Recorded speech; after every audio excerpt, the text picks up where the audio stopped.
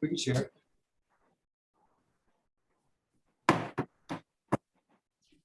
Evening, I'd like to call the July 14th Planning Commission to order. We please give a roll call. Sure. Chair Hartsfield, Here. Lee Brown, Here. Carol Harvey. Here. Ken Kennedy, is it no? Larry Larson Here. and Sean Nielsen. Here. And tonight is actually a work session as opposed to a formal meeting. So the role was really more just for record keeping purposes. Very good. But please join me for the Pledge of Allegiance. I pledge allegiance to the flag of the United States and to the republic which stands one nation, under God, indivisible, with liberty and justice for all. Thank you. So it is on the agenda tonight for a work session to discuss the water tap allocation management. So Kip's here for us, and I'll turn the floor over to you. Thank you. Okay, I'll try not to bore you guys too much tonight. I got a presentation here that could take hours or minutes. It's really up to you and how far we go, but I'll do my best to explain what I know so everyone else can do it and I can go home. So Karen had asked me to give a presentation how we plan for water in Woodland Park.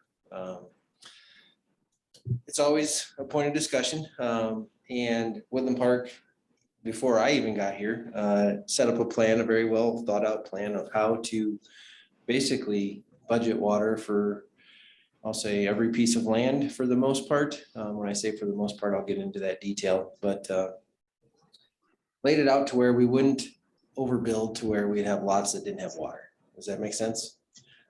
So tonight I'm gonna throw it a lot at you, but I have to go into some detail about some of this because I'm gonna talk about it in a very broad or high vantage point, but you just need to know. So I'm gonna share my screen here. It's shared. Kim, can you post this for us as well so we can access it later? Yeah, I could share it. The caveat I would say is it does change Sure. every year. That's the tough part is folks realize it should be set in stone, but it does change just based on water availability, number of customers, those type of things. So I get into those numbers, but I can definitely share it. And Karen is asking me kind of do the same to get people up to speed to understand how this works. It's just, there is that caveat. It does change. It's not, every day our water changes, if you will. So as far as budgeting, it's like the city's here to maintain services and do those things. And even from an emergency standpoint, we can only plan for so much.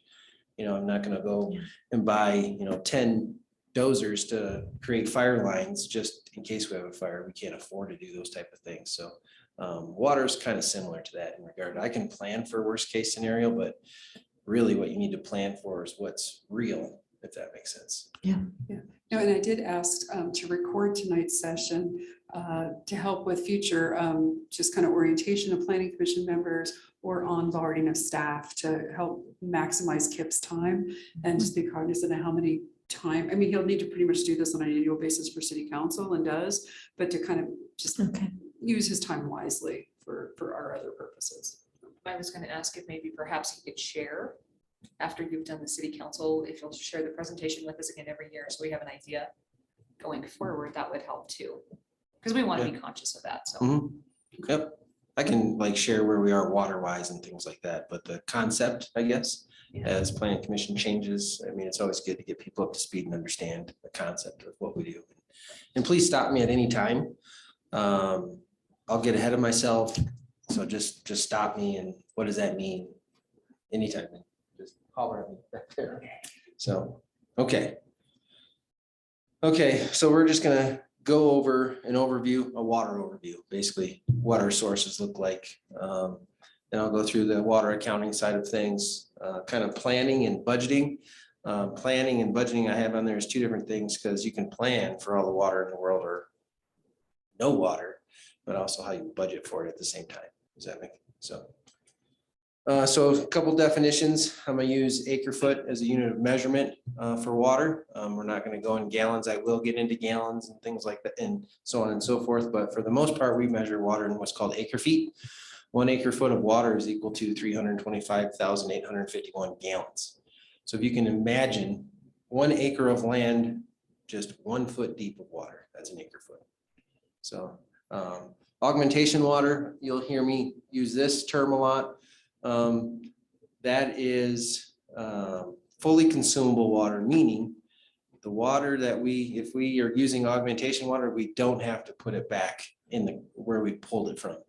All right, so we own that water. We can use it one time and not have to worry about putting it back, because all the other water we use when it comes to water rights, which I'll get into, we have to put back. So it's also referred to as transbasin water. This water comes from the mountains, basically. It's the transbasin, trans-mountain water, everything basically up by Leadville, Twin Lakes, follows the Arkansas River. So the snowpack that's produced up there, also snowpack that's produced on the west slope that is moved through tunnels into Twin Lakes as well. That's our augmentation water. So that's the water that the city owns shares in reservoirs, which makes it legal for us to pump our local sources. So local sources being local groundwater, local surface water. Consumed water, that's what I was referring to earlier, is the water that we use that isn't returned from the stream. So for example, if I pump 100 gallons out of a well, local well here, that water has to go back to that same watershed. Okay. However, out of that 100 gallons, you can imagine not if I pump out 100 gallons and it goes into the distribution system, not all of it makes it back through the collection system. So that portion that doesn't make it back is considered consumed.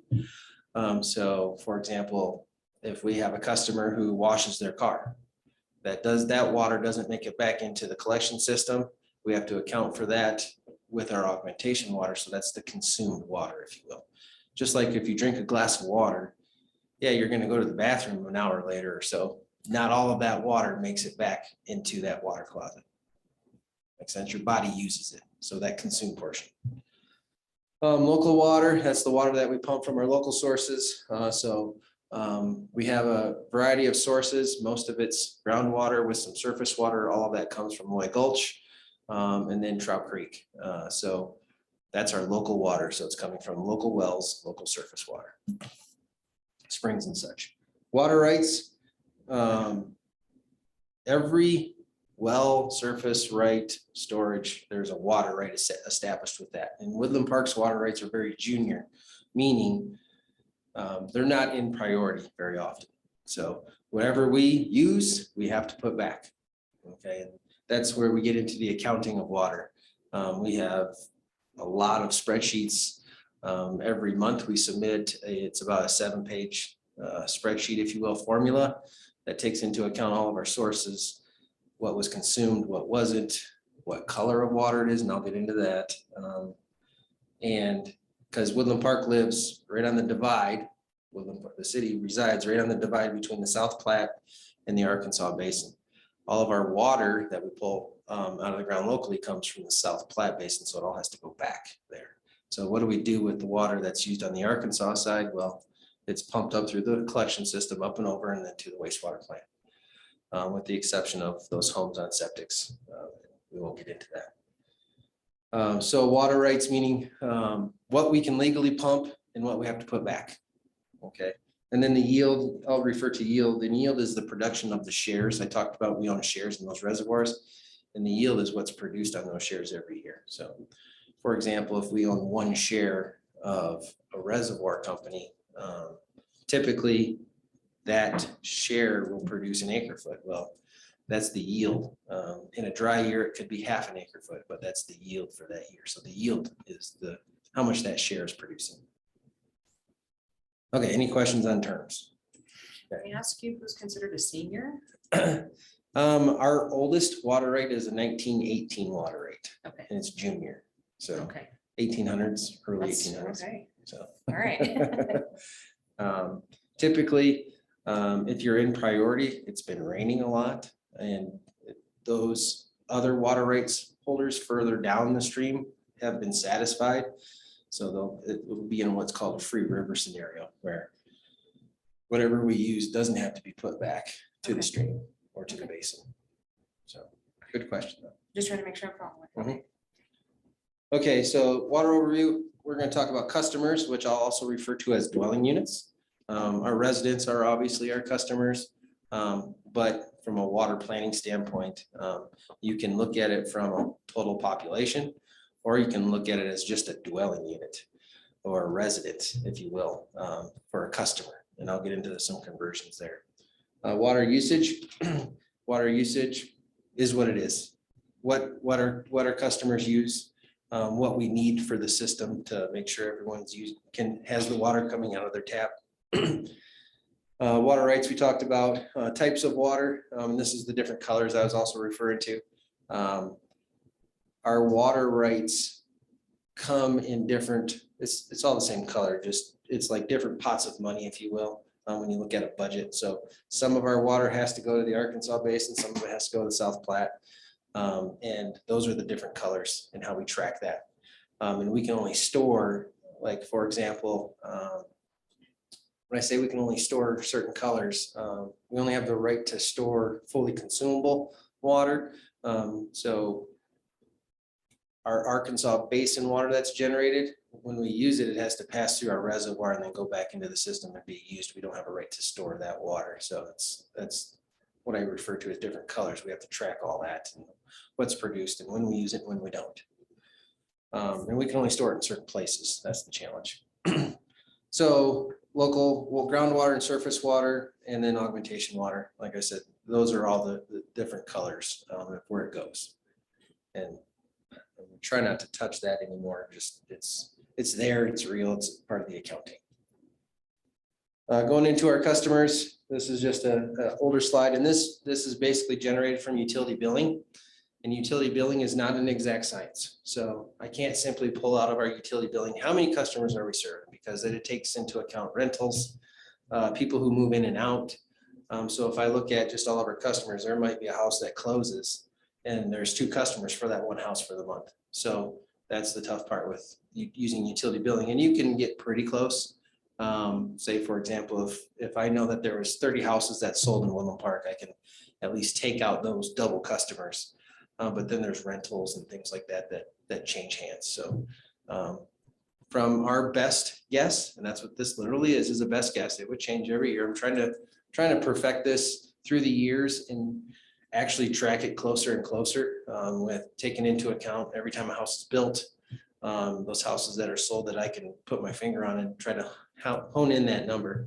And I'll get into a formula in a little bit. So those numbers are dwelling units or people? So this is dwelling units, or the physical tap, if you will, like the house that they're tapped. So residential dwelling units, 3,792, and then commercial, the 728.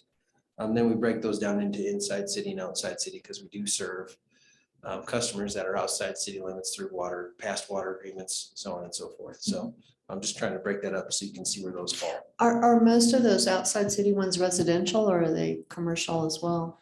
There's only a handful of commercial, or mostly residential. Who are the commercial ones? So right there across from Aspen Garden Way or the old Burger King. You had to ask me that, didn't you? Oh, I didn't realize that Burger King is in the city Yeah, limits. just across the Yeah, street. Across the street, and Aspen Gardens. Yeah. And like for those folks, they're water only, not sewer. So this isn't a direct correlation to the sewer. I mean, Okay, Yeah. so that would include the concrete plant? so no, we do not supply them with water. They have a well. Okay. So, yeah. What about other users like manufacturing or public uses, like for the city, golf course, schools, institution, churches? So this would Where do include, they fit? this would include anyone who pays a water bill, basically, except for like bulk water accounts. The golf course, they have, That's a unique situation because the golf course, the clubhouse, for example, is on its own billing system, but since we augment the golf course's water, like for the course, not for the clubhouse, that's different accounting. We try to separate those out because the golf course uses our water rights and we have to augment that water and they're on a totally separate agreement. So I send them a bill every month based on their usage that isn't in utility billing. That's separate, but for the most part, it's all accounted for. So good question. Did I answer your question? Partly, where does the water that the city use to water Meadowwood Park, and the other parks? Well, I could answer that literally, but I don't think you're looking for, it comes out of the ground, but. The city uses, we do track city uses. So all city taps have a meter. The city doesn't pay a water bill, but we track their usage as well. Okay. So that would be more one entity, even though there's probably about 20 city meters, if you will, or 20 different connections. Does the city pay for its own water? No, it doesn't. Why not? We could bring that up. It would be an amazing revenue source for the. So. Did I think say you that? Did I say that right, Jen? You just volunteered for the next city meeting. So, And the hospital is included in the commercial? yes, ma'am. Is there anything that is like non-portable water up here? We don't sell non-pot water. We use it at the wastewater treatment plant, but we don't sell it. I mean, in an emergency, like a fire or something like that, we would, but yeah. So the golf course does not use non-potable? no, they do. They do. But it's like, it's not part of a system where they just pull out of a creek, basically. Oh, okay. So from time to time, the golf course, when I think of non-pot, I think of our non-pot hydrants and our raw water system. But so the golf course, they pull out of the creek, and then when the creek goes dry, then we'll help them with our wells. But they pay different rates for all that. It's interesting. Can we assume that Terrace Bible College is under commercial? Yes. Okay. Yeah. And then public institutions like the school, Mhm. the post office, those type of folks are considered commercial. Okay. Yeah. And the fire hydrants, that's another question. What do they fall under? So we use one fire hydrant for bulk water sales. That falls under, it would fall under commercial. Okay. But we hope no one's stealing water out of any other fire hydrant, but I can't say that to be true. Mhm. We catch people from time to time for sure. Goodness gracious. I feel like that'd be hard. Yeah. With the right wrench. Yep. Oh, well, yeah, but I mean, it's coming out and you can't just stand with the bucket.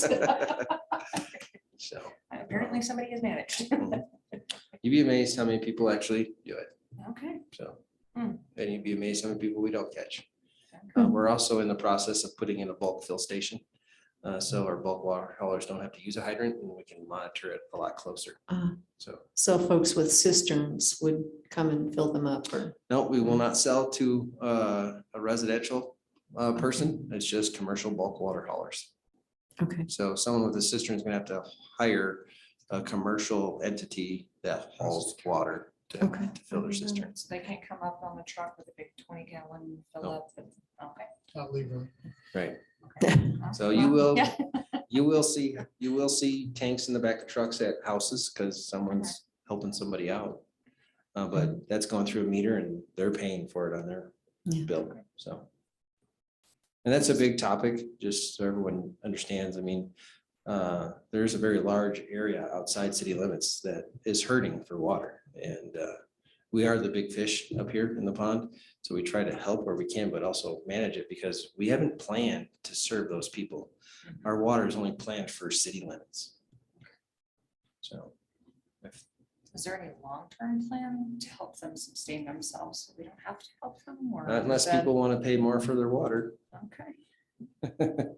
I don't want to go So- down a rabbit hole, but don't we have a city code that says if you're outside of the city limits and you want to purchase water, you will pay 3 times the rate, whether it's commercial or residential? Is that correct? Partially, So our customers that are outside city limits that we serve now pay double rates. Double rates, Okay, okay. for those folks who get bulk water hauled, we actually have an ordinance say we can't resell our water. So literally, they're just paying for the transportation of that water. That's how it works. I see. So a bulk water hauler buys water from us at a much higher rate. It's 3 to 4 times more than what our customers pay. But they can't resell the water. They just basically bill for the transportation of the water. And that's the tough part when you're in water restrictions. If it comes down to it, there might be a time we have to close the fill station because we don't have water for those folks. We have water for our city, but not those folks. Well, the donut holes within the city that are purchasing water, what is their rate? They're in the county, that's double if they're on our Double? system. Yep. Okay. So they don't pay city tax, but they pay a double water rate. Okay. City property tax, that is. So, okay, questions? Okay, into the water planning, accounting for all water uses. Like I said, surface water, groundwater, augmentation water. Also, we have what's called lag depletion. So even, like I said, if we pull 100 gallons out of a well, the water rate or the lag on that well might not be where we have to replace all that 100 gallons in that same month. It might be drug out over the next 10 years. So like the first month, we might have to put back 2 gallons of that 100 gallons, and it's tracked over the next 10 to 15 years. So we have to account for that. It's just massive spreadsheets that it's all predetermined, and yeah, it's lots of fun. Mhm. Accounting for future needs. That's the biggest part of the discussion tonight is how do we do that? A lot of folks say like, why are we selling taps? We're in water restrictions. Well, it's not that we don't have the water. It's just a dry year. We're trying to prepare for another dry year. Okay. And that's accounting for those dry years. It's if we have one dry year, that's fine. But if we have 2 dry years in a row, 3 dry years in a row, we have to prepare for that. And that's why we're trying to save every drop we have. This is the only business I know where you want to sell your commodity and you're trying to save it. It's all fine and dandy when it's raining out and you got all the water in the world, but nobody needs it. It's the day when you have zero water and everybody needs it. Flip back to that when it's wet, nobody needs it. So that's the tough part. It's feast or famine, if you will. And then when everyone needs it, when it's dry, you're restricting it, but then you don't have the revenues coming in because people aren't using it. So then you usually have to increase your rates to cover your operational costs. So that's also part of the balance. So a lot of people don't realize, well, you told me not to use as much and then you charge me more for it. So, well, we still have to provide the same services. And sometimes we have to go find that water and it costs more. So that's the tough part as well. Continuing with planning, increasing the densities. I think that's what the Planning Commission sees the most and is what's most important and what to do with that. And further on, I'll show you kind of how we've planned for our water and what it does when we increase those densities. And what happens when developers or builders don't build to that density. So planning and zoning basically is very important. And I'll get into that.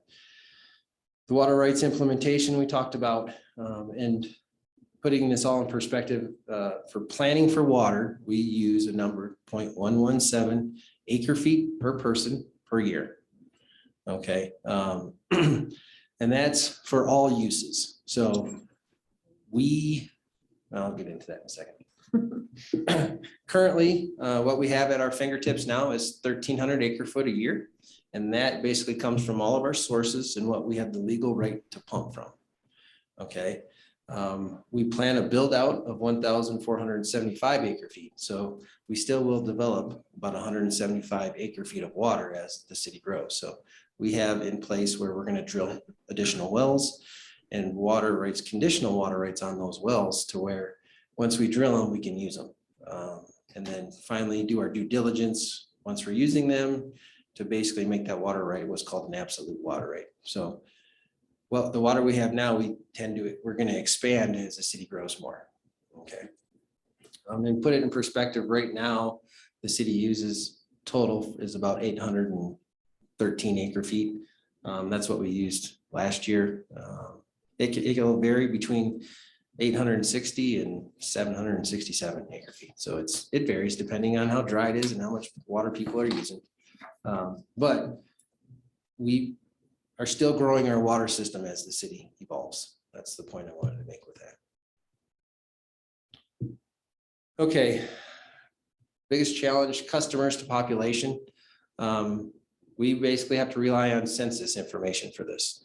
I will say that's probably the biggest thing I struggle with is the census numbers, because we can do all the planning in the world, but once this new census numbers come out, things change. So for example, see the first bullet point I have is from the 2020 census, it said there's 2.22 people per dwelling unit or per residence. From the last 2010 census, it was 2.47. From the 2000 census, it was 2.63. So what they're saying, or what the census is telling us, is people per house are going down. I have a hard time believing that because of water usage, and we're not selling that many taps, to be honest. I mean, tap sales are, the most I've seen is 52, and that was last year. But I've also seen years where we sold 3. So it's, I mean, when you say we've sold 52 taps, okay, 52 times 2.22, you're looking at what, 120 people. That's not that many people in 1 year. So it's, at least in my opinion. So if the water demand's going up, I would say we have more people per household. But, and then this is one thing that Karen's been great about learning about the water. Sally and I would always barter with, or dicker with, who is right on the population number. I would have a water population, then she would have her census population. So, and they never match, ever. So. Do you think any of that has to do, you say it was like 327 short-term rentals? So I mean, you see an older generation, you see the kids moving away, so that could result in the census. But then all of a sudden, we have all these short-term rentals where all of these people are coming in and they're just using and using and using it. Well, and I'll hesitate to answer, because when we say all these people, like, so depending on the usage of that short-term rental, like I will say they're probably doing more laundry because they're cleaning it more often, washing the sheets in between people coming in and out, that type of thing. But they're probably not watering the lawn anymore. They're not washing their cars. That outdoor use is where it consumes most of our water. So then I would just compare what they use to what a single family or a family living in there, what they would use on a year. You know, do they rent it out all year long? I don't know. Is it just 6 months out of the year? What is it? You know, so it's really tough. I have the same thoughts when we talked about accessory dwelling units. Like, we didn't plan to have accessory dwelling units in our water or for our water planning. So what was that going to add? I'm trying to just treat it as the same as the type of use. Is it still a house? Is it still functioning as a house? It's still going to be a house, if you will. Have we got feedback from the state demographer on why our census data has gone down in the last 2 censuses since You mean the overall population or the yeah. number of people per household? No, the overall population. Have we got any kind of trend analysis on why our numbers have dropped? I have not had opportunity to dive into that since I've gotten here, Carol. And Sean may be exactly right. It may be that we're just aging out as a community.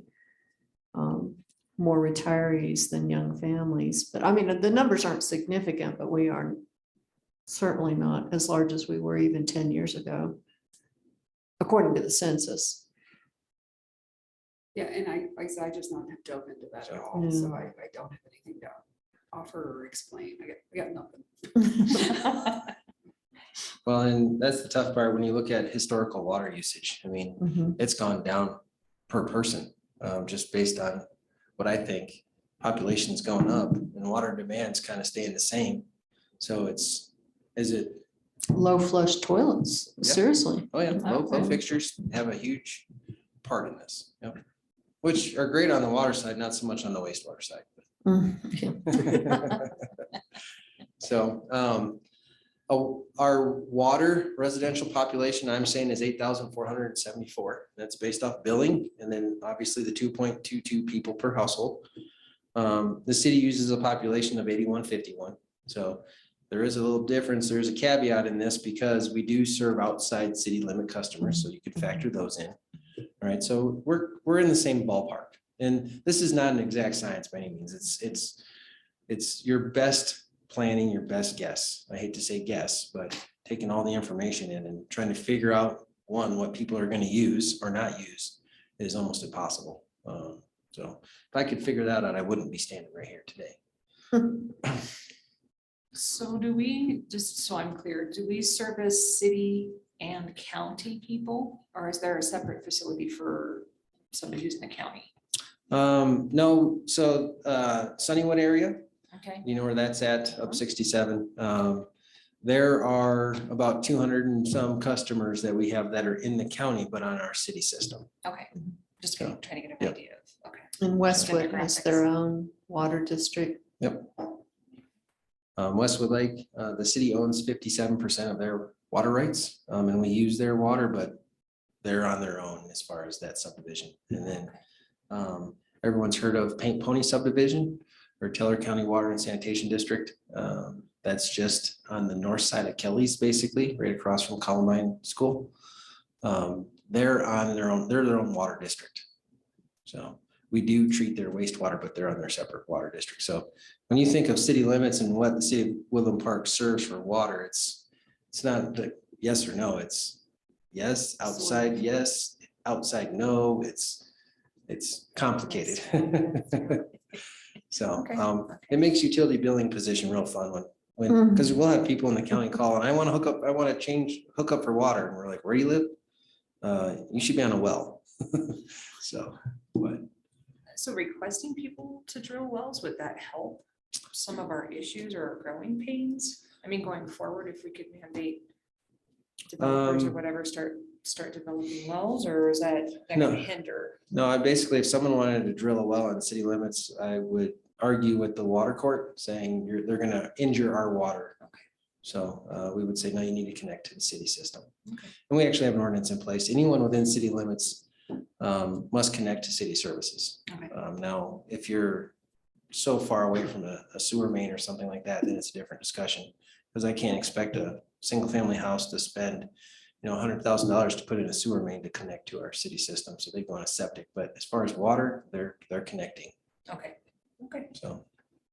Yeah, I want to add something that Larry probably knows from his planning days, that the Oregon land use system is unlike anywhere else in the country. It's a beast unto itself in terms of how it's structured and functions. Colorado water law is a beast unto itself. It does not function like any other part of the country in terms of the record keeping, how it's looked at, how we report back to the state engineers, how the courts decree who gets to use what, all highly regulated. And Kip's talking about a drop in the bucket, Woodland Park's drop. And that's where like, it's not just, oh, I'll go drill a well. There's all kinds of permits and Right. high likelihood that you would not be able to do that because of all the other augmentation and water court decrees. Okay. So Kip, if property was nearby the city and the county and they wanted to drill a well, do you have comment on that, or for the water districts or whoever?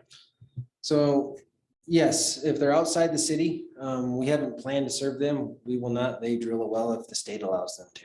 The state has their conditions, of course, and their requirements, but that's on them. It's like if a big subdivision outside city limits wanted to come in and they wanted to drill a series of wells to serve that subdivision, they would have to apply for those water rights, and the city would most likely object to those, saying, hey, you're going to injure our water right. So, and of course, there's all kinds of what they call water referees that will weigh in and tell you what they can and can't do, and they'll do tests and all kinds of things.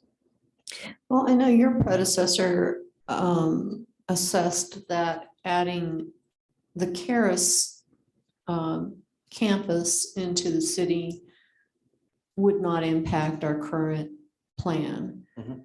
And I know initially they were getting their water, their drinking water from the Westwood Water District, but now they get it from Woodland Park, correct? They got it from us since day one. since Oh, they okay, built, yep. okay. So- But Jim Schultz had assessed that Mhm. we were capable of servicing Yep. Caris to include a build out with dormitories. Correct. Okay. So there is a three-way agreement between the city, Caris, and Westwood Lakes, three-way water agreement that was put in place when they came into Okay. town. So Yeah, I know a lot of people talk about that particular piece of property using our water, but it was always assessed that we could handle that. Yep. Unless there's some extraordinary building project for the future. correct. Yeah. So what their master plan, we say we can serve as far as what they wanted to build on the Caris property now. Caris has purchased the old Sturman property or Andrew Womack Ministries, so that'll be a different discussion if they want to change what happens over there. So they'll have to come to us and we'll have to, when I say us, utilities, and we'll look to see if we can even serve it. Service, yeah. So. Next slide, just kind of shows you where we're at currently. Currently population, like I said, the 8740 or 8447, 8474, sorry. And how much water, wet water we used that year, and then how much of that was augmentation. So we used 819 acre feet of water and 302 acre feet was the augmentation water. As far as our TAMP planning number, right now with the 1,300 acre feet of water, I say we can serve a population of 1,000 or 11,111. And that's based off of that 0.117 acre feet per year that we say we can supply people, or that we budget for water. And then what the augmentation requirement of that would be. The next one, the master plan target. The reason I have a star here is this is the one I want to sink home with planning commission is this is a population of 13,600. With the water that we've had for all these years, we say we could serve a population of 12,600 based off the 0.117 acre feet per year per person.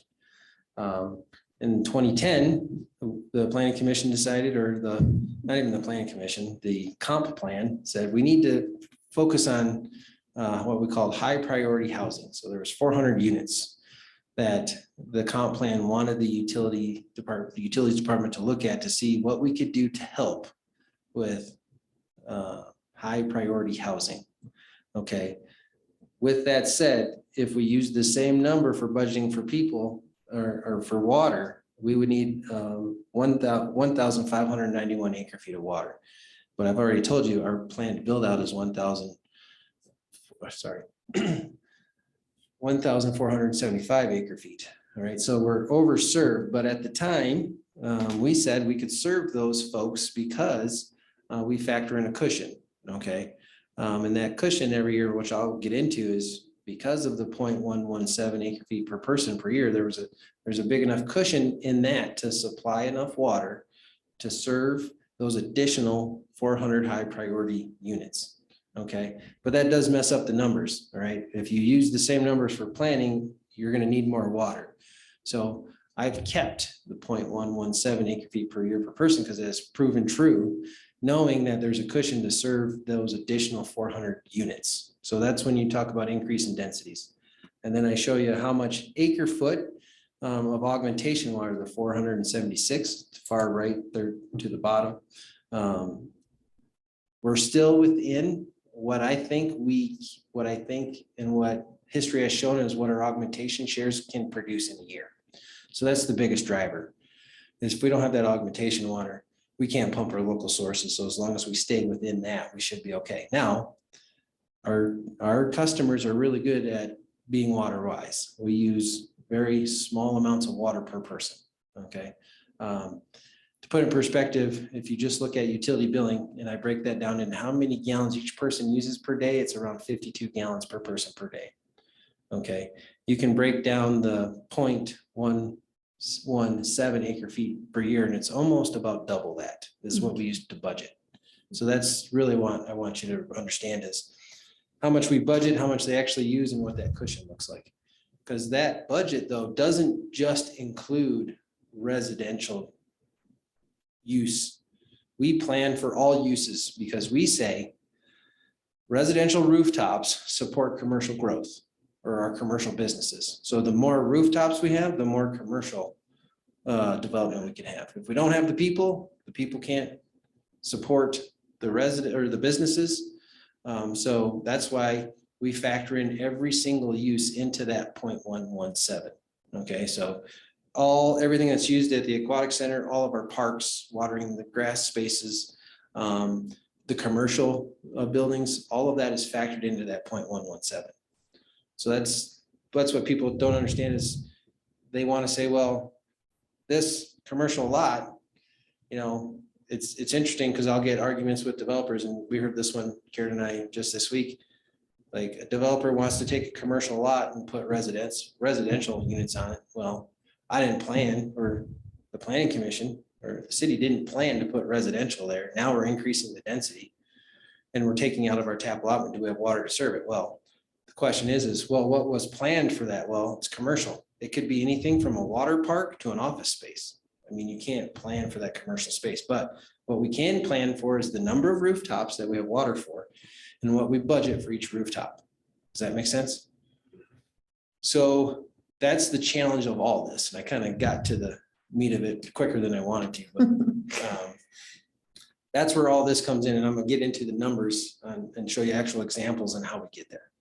So also from a planning perspective, we have what's called our tap management plan and how we implement that and what that does for the city. So the tap management plan does all these things. It prevents booms, all right? So you can't have large tap sales in every 1 year because we manage those every year with our annual tap allotment. So every January I come to city council with an annual tap allotment. Okay, and it takes into account all of our water at 1,300 acre feet. I break that down into how many people that is or how many dwelling units it'll serve. And then the tap management plan says we can't sell any more than 60 taps in a given year or 10% of whatever water available is left. So once we start ratcheting down, once you get below 600 taps left, obviously 10% is 60. Once you start getting below that 600, then every year it starts ratcheting down. We also have what's called a borrow bank. So if we don't sell that 60, we put some into a borrow bank. So the following year we could sell more. So right now it's currently at 80 because the borrow bank is maxed out because it can only carry over 20 every year. Okay, but we're not selling 200 taps to a huge apartment complex in any given year to where we're managing that. Now there's what's called multifamily taps and a multifamily bank, and we micromanage our taps for sure, but it prevents these big booms to where, let's say a big subdivision comes in online and then you have a developer comes in and builds all the houses. Let's say it's maybe 300 units or 300 houses. It prevents that from happening. Also, one developer can only pull 2 taps in a month. So for a residential, now multifamily, you can think of like a townhome project where it's not like you can pull 1 tap for each townhome and you only have a limit of 2, right? But you have a townhome that's got 10 in a row, right? So you build it all at once. You need to be able to pull all 10 taps at the same time. That's where the multifamily bank comes in. But those multifamily taps come out of the single family bank, the overall bank. So they're all being tracked. Kip, I wanted to go back to the 400 priority dwellings or 400 priority taps. That was the 2010 comp plan. Did the 2030 comp plan address that requirement? I don't recall. And No, it didn't have anything related to taps. I think it was more of a housing need, but nothing that allocated additional taps. And did we ever meet that 400 Yes. limit? I thought we did. So I got that on the next slide Okay. coming up. So, so I will get there. You're just beating me to it. Also, what the tap management plan does is it forces the city to do an annual assessment of how many taps we have left, what our revenues are, what our capital projects are, and it actually establishes a value for the taps to pay for those capital improvements. It also establishes a revenue for the commodity that we sell. And it's a very nice tool to balance everything and be able to establish tap fees. If, for example, if we have a new water plant that needs to be built, and we can budget for that, and we can change tap fees to accommodate the price of that water plant as well as user rates. So it's a good balance. Okay, we do take pride in trying to keep our rates as low as possible. So every year I usually go to council to increase tap fees, but I'm also trying to stay current with what other municipalities are doing, because water is becoming more and more and more important. And I don't think it's fair to our existing customers to have to pay for this when new development has to cover their share too. But at the same time, new development can't carry the load for everybody else. So it's a nice balance that can be found. I want to kind of piggyback up a little bit what Carol said about the 400 taps. The current plan, the 2030 plan, already figured that out. I mean, that was in 2010. We said we wanted to have 400 priority units, higher priority. Those have been set aside. It was taken care of in the planning. And then when the uses came along to utilize those 400 taps, they are already in the process of being used. The big apartment complex down the pass and the tiny home village. So what I will tell you is those 400 were used plus some. And if someone came to me and said, we need to do this, but we don't have a water, what are we gonna do about the water? Like, I won't go back and say those are still available because there was an increase in density for those 400, and I'll get into that. And the only reason I said that is because that slide that you just showed with that, you could modify that and save yourself a lot of headache by trying to explain it. Right. Say the 2030 plan calls for this target. So. And call it good enough. Okay. Yeah, and Sean, the definition of high priority was affordable housing. It never went further than that definition, but Right. the multifamily projects responded to that requirement. Yep. I talked about the annual tap allotment, how that converts basically water into taps. And what I want to point out on this slide is we even take into account past agreements with, when I say my committed water population, if there was an agreement in the past where we needed an easement and taps were given, I'm accounting for those taps, even if they're not in use, because they were given. So there's additional outstanding commitments that also play into this total number.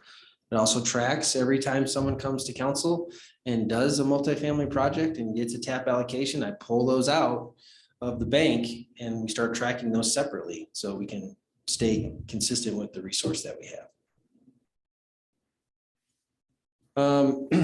This slide, I'm a caveat. The next slide after this, I actually throw this to numbers, but this is the basis of how we do this, how we calculate. Algebra. So I Middle love math. school all over again.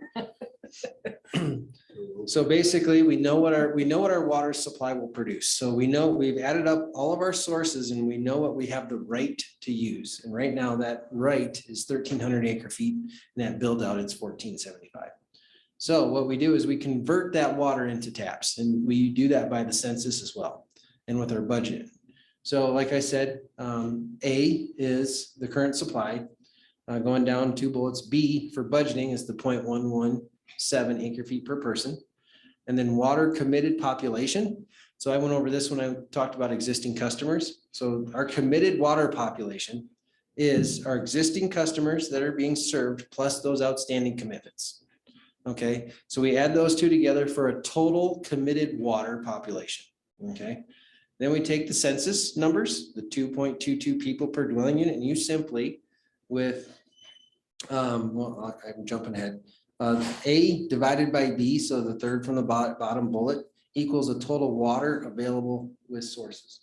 So basically, if you take A, your total water supply, and divide it by B, you can determine what your total water population is, right? Because I'm just taking out basically what we budget for per person, okay? And then, so that's the 12.6 or the 13.6. Then you get a total water population, E, second from the bottom bullet, E minus C. So you take E, your total water population, and you subtract what you serve currently. Okay, so then you have a population that you can serve that you're not serving yet. Basically, a population you can serve. You take F and you divide that by the number of taps remaining. And there you go. That's how many, or how many dwelling units, I should say, I'm sorry, of how many taps you have remaining. Okay, and I'm gonna put it to numbers on the next slide, make it a little bit easier. So at build out 1475 acre feet, you divide that by 0.117, you serve a population of 12.6. That 0.117 has served us well. I will adjust that if I need to, as history shows, if we're using less water, that number will go down. If we're using more, it's gonna go up. Okay, so then you take your total population and you divide that by the number of people in a dwelling unit. And that basically gives you the number of dwelling units you can serve. So the second bullet, a population of 12.6 divided by 2.22 gives you a dwelling unit number of 5,675 dwelling units we can serve. Okay, taking into our commitments, our existing customers and outstanding commitments, that brings us to the 4,006. Okay, so that's what we are serving currently. Okay. You simply subtract how much water you have or how many dwelling units you can serve with the water you have minus your dwelling units that you're serving now to give you a total number of taps remaining or dwelling units remaining. And this is at full build out. Okay. Then you simply go back, divide that by 2.22, and that's the population that you can serve that, or that's not being served, but you can serve. And is a dwelling unit the same as an apartment? An apartment equals a house? Yep. One apartment, okay. Yep. So we account for those multifamily commercial taps, those apartments, as each door is a unit. Now, there is a big difference between an apartment usage and a single family usage, but we're accounting for it all the same. We sell them, however, there's different prices on tap fees for those. So when you look at a dwelling unit, can you actually use that? That's the right word. Nomenclature, I guess, to describe non-residential units, commercial, so on and so forth. Can you measure that in dwelling units? I don't have a common use to compare it. I can't compare a commercial dwelling unit to a residential because that commercial might be an office space with 2 people, or it could be a brewery. So I can't make that analogy. Now, my fear with this discussion tonight, and I'll just be honest, was, well, can't you just see how much water you have left and see how many vacant commercial lots you have and just spread it out evenly? Well, I really can't. All I can really say is the number of people that we have support whatever we have commercially. So the more rooftops or the more people under those using water will support the commercial side of things. Okay. That's the tough part with all this. So like the example that Karen and I had this week was the developer was like, well, so you're telling me that you're not going to let me build this apartment complex because you don't have the water, but I could put a water park on that and use way more. And I said, yeah, that's the way we're designed right now. Well, how do hotels figure into that equation? Are hotel doors considered dwelling units? They are not. Okay. Yep. It's just like comparing a hotel to an office space or a brewery. We're saying that however big our residential population is, that percentage that we grow residentially, I say our commercial will grow the same. And I'll show you on the next slide on a graph on how that works. How does rain, like, I mean, all the rain we've had lately, did we just not even count it? This is what we know we have. We're not counting that it's a bonus. So the rain would basically just, if you will, fill the bathtub. Okay, Okay, we can only pump what we have a right to. okay. The challenge is when we have all the water, no one needs it. So it's just passing us by. But when we don't have it and we can't pump our water, that's the challenge. We can't pump our local water because we don't have our augmentation water to support it. So all the rain does help us in the fact that, yeah, we get less revenue because people aren't watering their lawns. But they're not using the water. So it's the augmentation water, if we don't have that to supply the local, to fill the consumed portion of the local water. Okay. Could you go back to that slide, next one, Not a previous chance. one?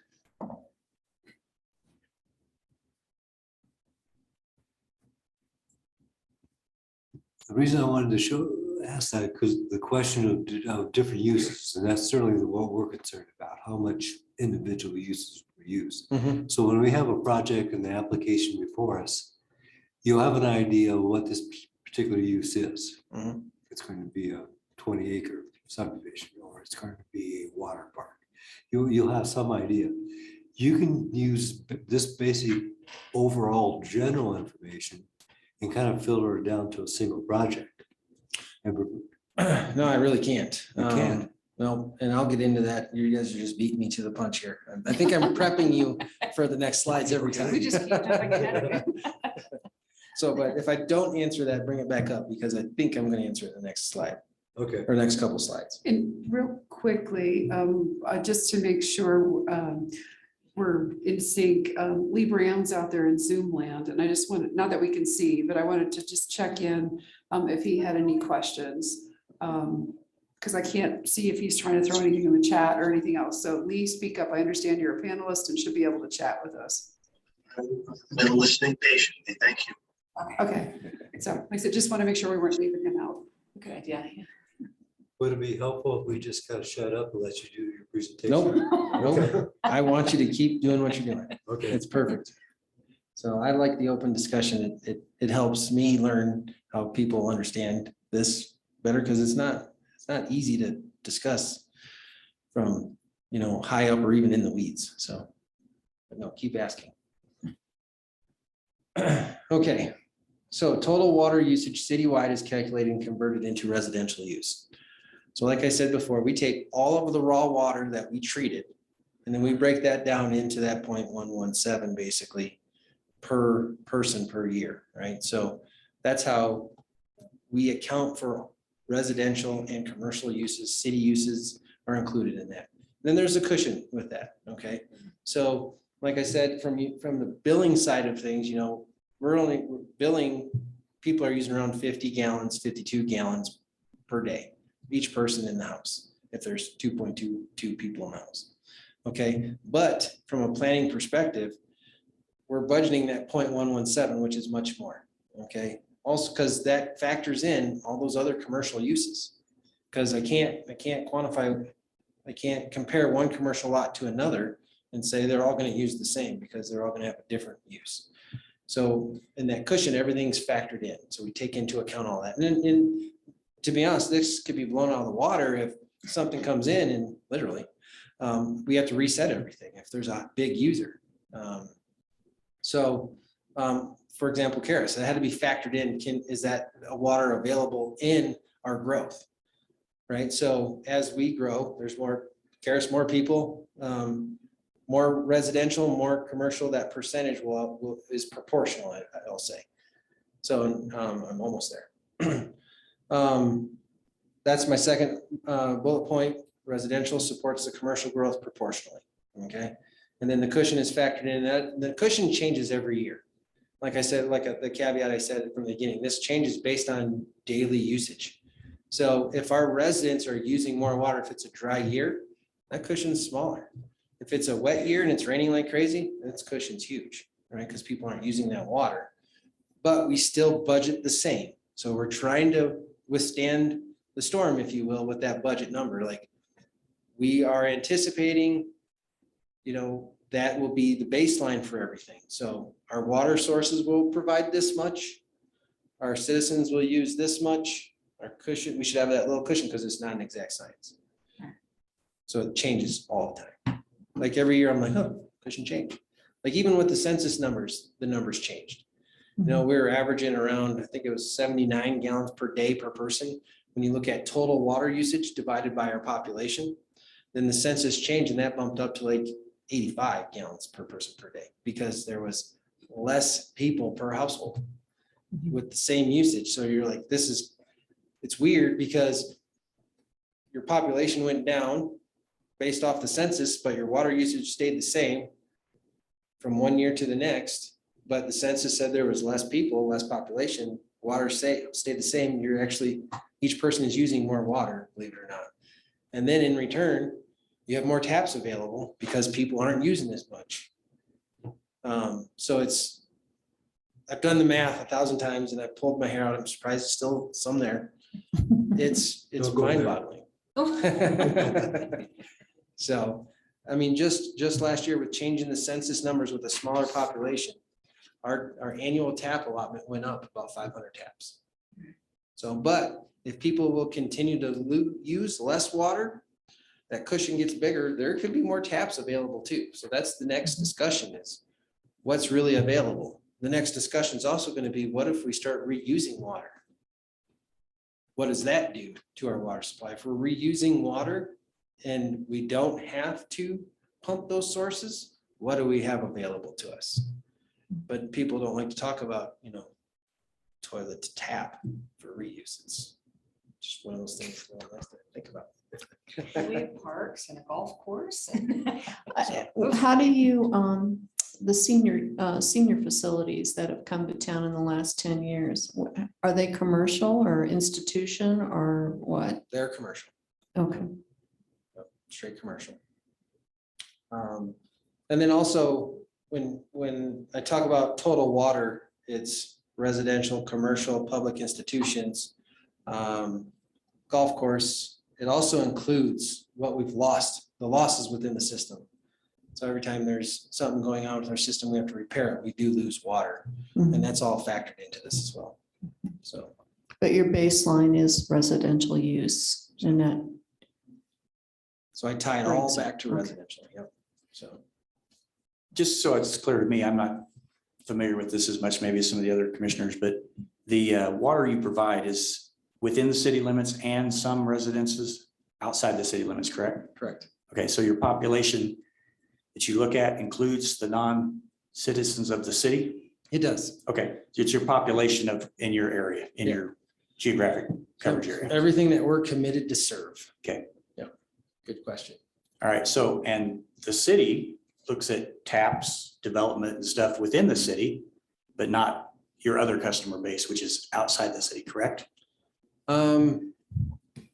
Say that again. Well, please. So we have a purview over stuff that goes on within the city limits. So if somebody wants to develop duplexes in the city limits, we would hear about it. Mhm. But if somebody develops a set of duplexes outside the city limits in your customer base requiring taps that you would provide, we don't get involved.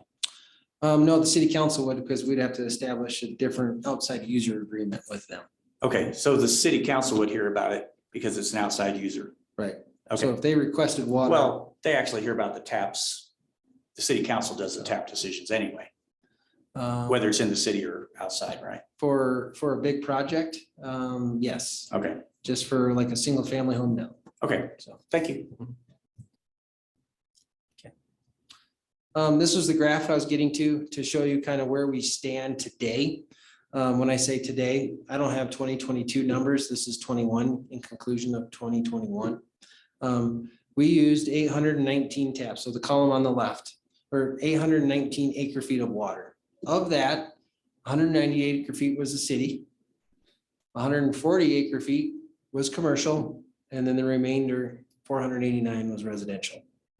Okay, if you move to the column on the right, at full build out, you see at the top of the column, the 1475. Okay, the proportion that we grow residentially is applied to both commercial and city based on the budget number and then the cushion that's left. Okay, and that's at full build out, okay, of today's uses. Now, if we used 1,000 acre feet in 2021, obviously that cushion is going to be a lot smaller. Does that make sense? But it's all proportionally, because we say, or because we budget everything for residential, because that's the only thing that we know for sure, how many rooftops we can serve based on our water and our budget number. And then everything else is proportional. So for example, let's say the city's got a bucket of money and they just go out and artificially turf all of Meadowwood. I'll tell you that park uses a lot of water. Now the city's portion is going to be a lot smaller, more water available. Let's say the school district does the same thing. Now they're not watering their football fields. or the softball fields, that kind of thing. They will use less water. There's gonna be more water available. Low flow fixtures. If all these older homes in town start remodeling and their 5-gallon flushers now go to 1.6 gallons per flush, that's also a big savings. Mhm. So Was it, did Parks and Recreation have their town hall discussion about the parks master plan last night? they had, it was on 2 parks, Sun Valley and Chimney Park. Okay, was there a discussion about water usage? No, it's just kind of what folks would like to see Oh, with their parks. Programming. So, if we need to build or expand or add additional park, things like that. Okay.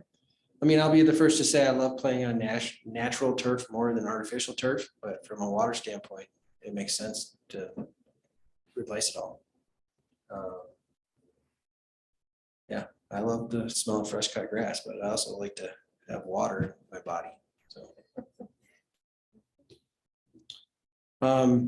So I just want to reiterate, the cushion changes based on all these factors, what people are using. If the city starts using less, if our commercial establishments use less or even more. So that'll change, but there is the cushion in there. That's what I want to make the point is that 0.117 acre feet per person per year that we budget. There's that cushion factored in because it's not an exact science. Historical water demand, a 5-year average, 0.09 acre feet per person per day. Basically, that boils down into 80 gallons per person per day is what we see from a total water usage. So looking at all the water the city treated and sent out into the system, and just based off our population, that includes commercial and city, it's 80 gallons, okay? We use the water planning number of the 0.117, which equates to 104 gallons per day. So we have a 24 gallon per day cushion, if you will, with what's going on in the 5-year average. Now, 24 gallons times our population ends up being a big number if you look at it gallons per day. So if you wanted to, you could look at, well, we're saving 20, we're saving 20 gallons per person per day, and they're only using 80.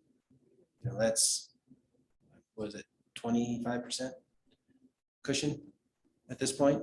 And it could change. And that just changed with the last census number because the actual number per person went up. So actually just covered.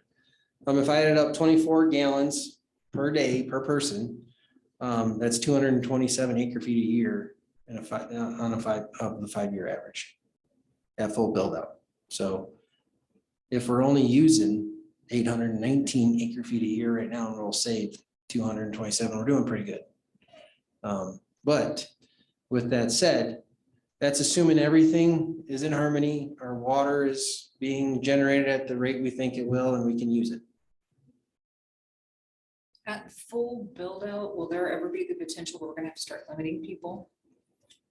You know, like there's gonna be restrictions, you can't water your lawn, you can shower every other day, wash every other day kind of thing, you know, that you've seen some of the other places that. I think Colorado's already, I think, ahead of the curve when it comes to restricting people. You know, we're currently on water restrictions. You can only water your yard 2 days a week. I think that'll be in place for a while. I mean, you see what's going on in the western states in Lake Powell and Lake Mead. My fear is if they start taking more of our water, they just take, and then what happens? So this would be a totally different discussion at that point. Kip, what happens when our aquifers dry up? So that's the beauty with us is we don't really pull from an aquifer. It's straight water that passes us by. We're at the top of the divide. Okay. And I think a lot of our water is seasonal. I can watch water levels fluctuate just with the rain. And I think water is passing us by and we're grabbing it as it passes us by. And then our augmentation water is based off snow melt. So the more snow we get, the more augmentation water we have. And if it doesn't snow, we don't have it. And I want to piggyback on something Kip said about Colorado being really proactive around water planning and such. A few years ago, I went to the Arizona State Planning Conference because their theme was water. And you would figure who would be better at planning for water than Arizona? They're a desert. They have nothing. It was astounding to me how much they did not do around planning for water and how they did not really look at it holistically. So Colorado really is quite proactive. You've seen that with initiatives that have come out of the state or the governor's office, a couple different administrations now in terms of doing a statewide water master plan. What does this look like? Some of that's to preserve agriculture, some of it is to preserve municipal growth, and I think balance all those interests. So Colorado is definitely more in the forefront around that. And then you see also, especially larger municipalities, proactive around, wise water use and just what does that look like? So, and some of that may be just because of where we are in the Colorado River Compact and how many people downstream have higher priority use of especially the Colorado River that goes all the way to California. So there's a lot that starts here that we don't have the ability to use. So I think all that is part of what fuels that conversation here in the state. Okay. I say conclusion and beyond, because this goes even beyond our conversation today. It's should always be in the forefront of our thoughts. Why planning and zoning is so important for our city and how we plan for it. So each piece of property has been accounted for, okay, in one way or another when it comes to water. So yes, I say we only manage the residential portion of our taps because we say residential supports commercial. But the way our city is zoned for right now and planned, because zoning is planning, each lot PUD preliminary plat has been accounted for and how many dwelling units can go on that. Now, obviously commercial properties, there's no dwelling units, they are commercial. So the commercial side of things is more difficult. And I don't want to say we have this much water left at full build out. I just need to divvy it up between all the commercial undeveloped lots because that would be too limiting. If someone wants to build something that's going to require more water, it's taking water from another lot, but something might come in and they're not going to use much water. So it'll just be that much more available. Okay. So this is where, this was the slide I was referring to with the 400 high priority units. So back in 2012, I think it was, or 13, somewhere in there, we rezoned Tamarack Tech Park. It was heavy commercial, service, industrial, or something like that. And rezoned it to multifamily, and 300 units were planned for in there. Okay, so out of that 400, there goes 300. Trail Ridge Apartments came in. We allocated 168 units, dwelling units, doors, whatever you want to call them, for the apartments. Right, so there's 469 units right there. Okay, but I will tell you, not everybody builds on what it's zoned for. We're just seeing more people wanting more density because it's more cost effective. Okay, the 400 high priority units equated to about 100 people with the old census numbers, with the 2.47 people per household. That equated to about 104 acre feet of additional water. But we said we could serve that with what our cushion and what our customers are using now because they use less and less, or low flow fixtures and so on and so forth. So technically we would be overserved right now with, was that 469 units if you just looked at it just black and white. But we're not. Okay, it's just trying to budget for that additional load, and hopefully people will use less. I hate saying that because we still need the revenue, but hopefully they'll use less to make more taps available. Or there could be other commercial properties that don't utilize what they were planned for. For example, Brecken Heights subdivision that's going in now right across from Walmart on Morning Sun. That piece of property had designated 80 dwelling units. They're building 32. We just saved about 48 dwellings. So that went back in the bank. Could go back in the bank. Do I tell people that? No.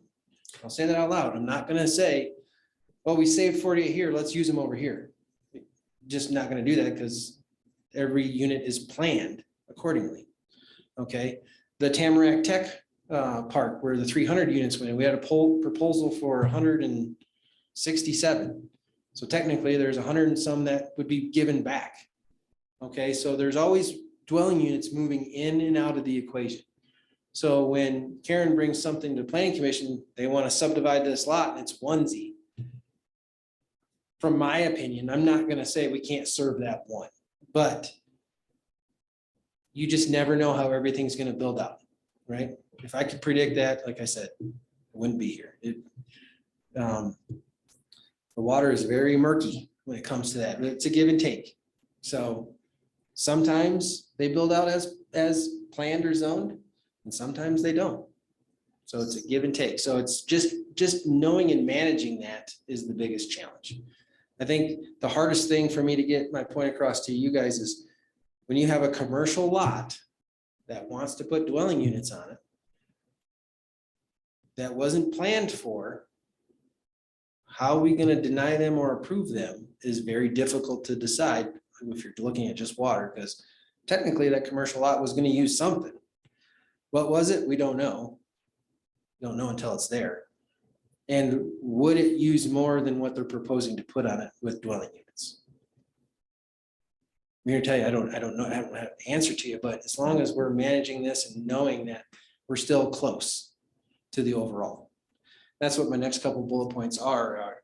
Most recent vacant lot survey said we had 1,736 units left to build out. When I say units, dwelling units. Okay, So that's not a lot, that's a door. door. right, so actually.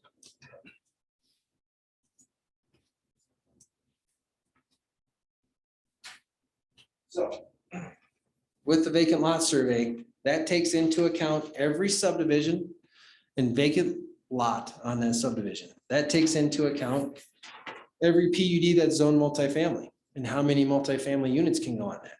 That's taken into account everything that's zoned, which our whole city is zoned in one way, shape, or another. So that's taken into account all of those.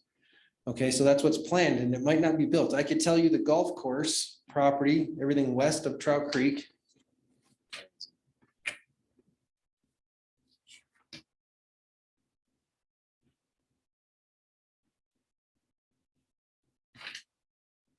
Disappeared on me.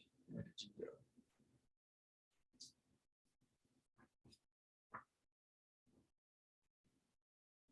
Here, I'll just pick a different one since I can't find that one.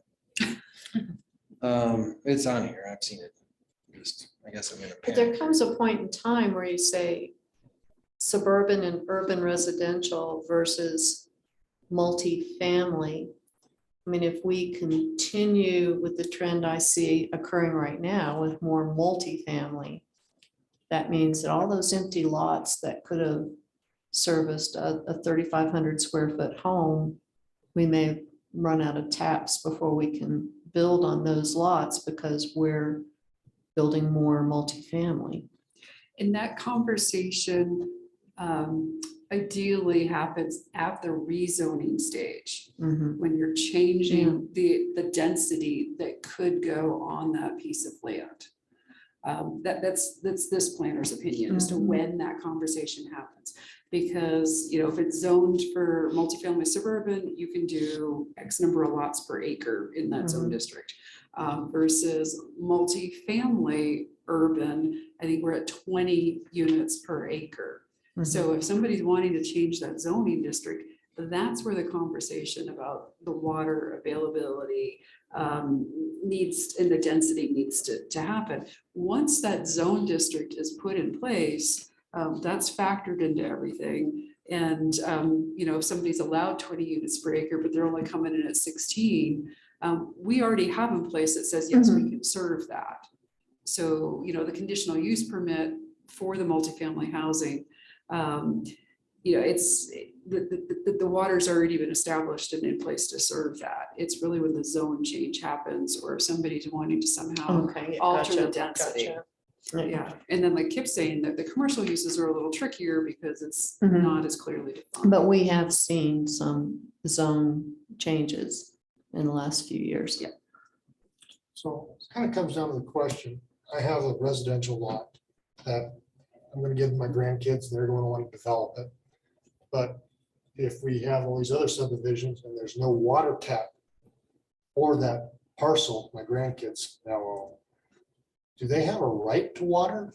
or is it first come, first serve? It's always first come, first serve. Okay, but we're trying to avoid taking water off any lot with our planning. So The need to provide a tap for that lot is already accounted for in the system. as of right now, but when we increase densities, we remove, if those are approved, we remove water off other lots unless we go find more. So it's my job to find water when we don't have it. Mhm. Council will direct me to go find more if we increase densities. But what that does to our residents, it just increases rates, fees, those things. So we're trying to avoid making sure your grandkids can build on that. We're trying to make sure they can build on that lot. We're trying to avoid it to where they can't. So that's how important this is. We're trying to make sure every single lot has the availability of a water tap. And that's why planning and zoning is so important. So when we increase those densities, it makes it tough. However, sometimes it's all a give and take. It's Mhm. sometimes we get some and sometimes we give some. That's the beauty of all this is we're trying not to over develop. If you will. In the vacant lot survey, does that also include the mixed use zoning that came in the 2010 comp plan? So yeah, so for example, like Woodland Station has 112 units that were planned for mixed use. Okay, so if Woodland Station develops out as all commercial, no mixed use, the 112 units are Back in the bank. back in there, hopefully for a rainy day, I will say. But I'm not gonna advertise that there's units available to increase densities anywhere. Mhm. You know, I'll always analyze the water the way I'll always analyze the water to provide for what we've planned for. Right, I'm not trying to hide anything. If our customers are using less water and we can convert that into more taps, we will. And everybody will know that there's X amount of taps left. Right, so that's the tough part. I could tell you there's probably more than 50 lots that I think are unbuildable that a residential unit's not gonna go on. But I don't know that. I mean, money talks. So if someone's got enough money, they want to build on that lot, they're gonna do it. Is it affordable or feasible? That's for them to decide. So that's the tough part. Right now with the lots that are left and what we have built out for, we have 64 units or lots that are overserved. So technically, out of everything, the last vacant lot survey in my most current numbers, which change daily, just so we're clear. I say that there's 64 lots we can't serve or 1%. But I can tell you, we just got 50 back from Brecken Heights. So that 64 is down to 14. If these other projects come through, there's gonna be more. So it's not an exact science. When you see my report in the staff reports for projects when they come to you, it's not an easy decision. I tell you where we're at. Yep, I could tell you. What was it, the Grove at Spruce Haven or whatever it was? Yeah. That wasn't planned. There's 12 units going in there. That was commercial property that wasn't planned. Are those 12 units gonna use more or less water than whatever commercial development was gonna go there? I don't know. So when you say that wasn't planned, I'm just curious because when we looked at it, it was already zoned multifamily. Right. So in the comprehensive plan that was recently published, it was also multifamily, not commercial. So when did that change and when does your plan take into account those changes to It's like- get caught up? 2019-ish when it was rezoned. Yeah, so So at that time, I made a statement to planning commission and council. This was not planned in our build out. gotcha. If you approve it, we can serve it today, yes. But 100 years from now, there's probably gonna be a lot that someone can't buy a tap on. Will our council ever let that happen? Probably not. I'm gonna just go find more water. But I might not be here either, so it's the next person's problem. The other place where you've gotten a couple of, or potentially are getting a couple of taps back is Pines at Stone Ridge.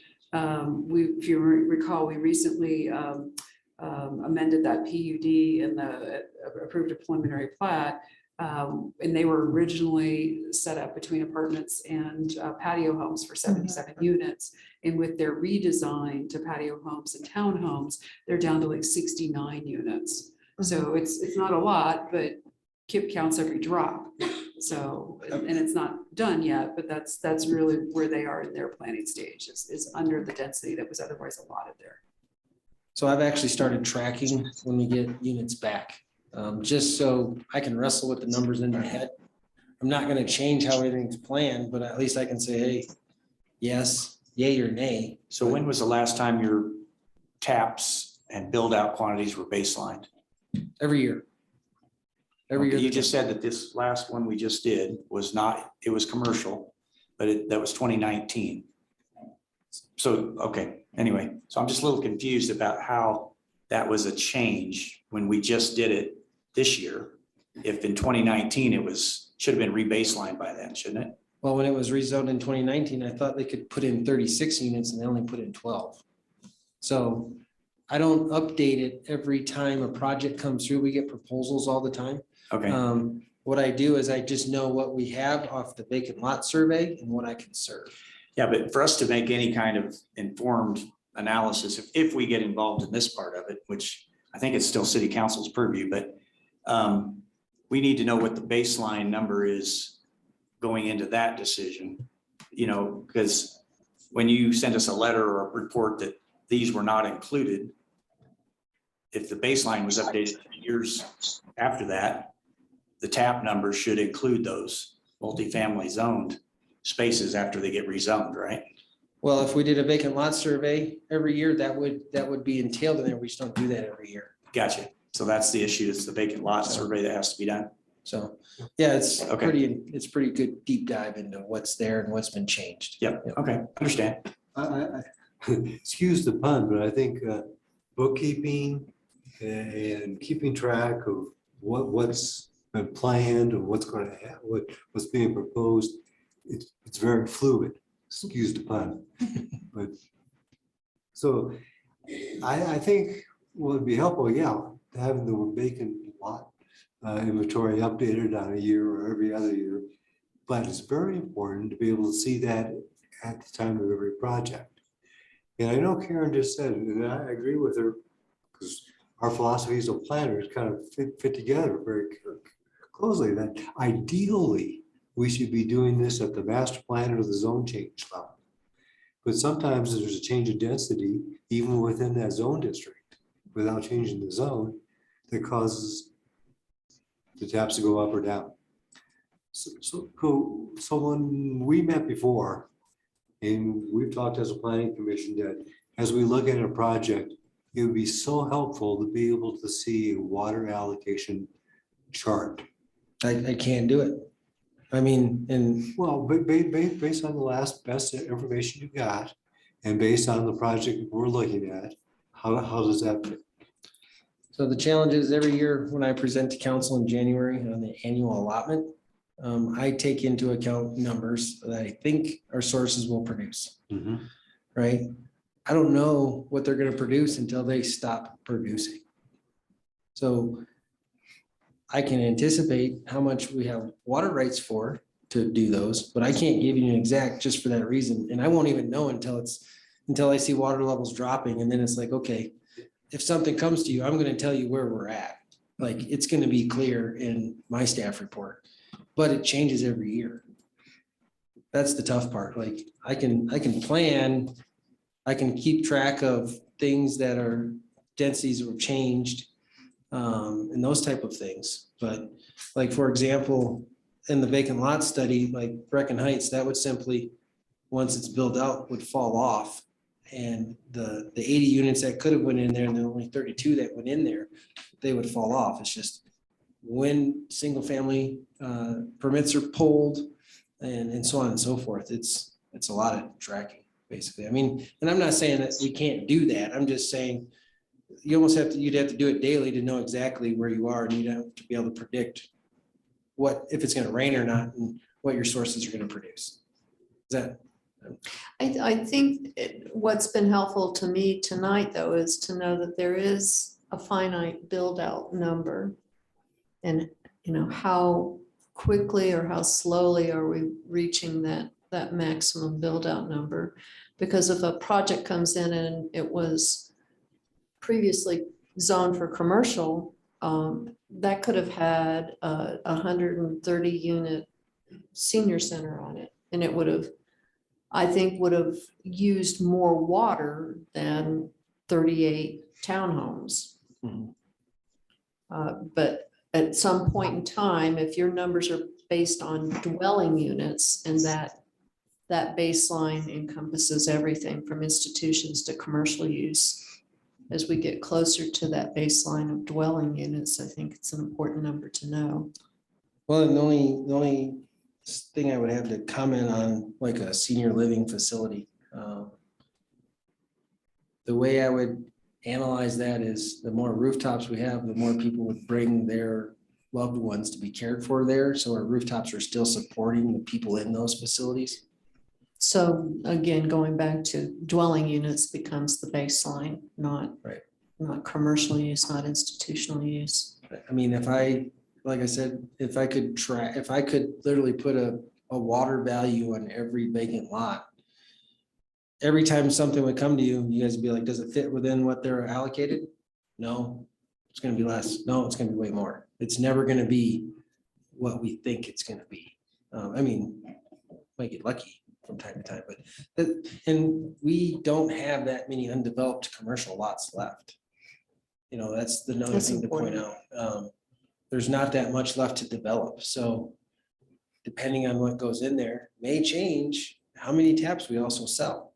Like, Is it conceivable that your ratio of commercial to dwelling unit usage will go down overall because we have fewer commercial opportunities maybe than residential?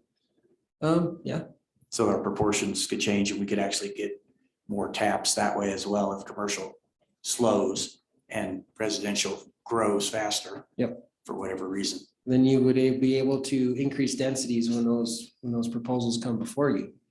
Only problem is in all of this, you don't know until you get down. But we could track that year over year and see how commercials consumption is going versus residential consumption. Yeah, I can. You got a 5-year chart probably already that shows whether it's trending one way or another. So, yeah, every year I do that graph, shows you residential use, commercial, or residential, commercial, city, and then the cushion. And it's based off what people are using. I mean, Karen, would it be out of our purview or our realm to say, hey, you need to start using, if you're going to develop here, we want you to use water saving fixtures?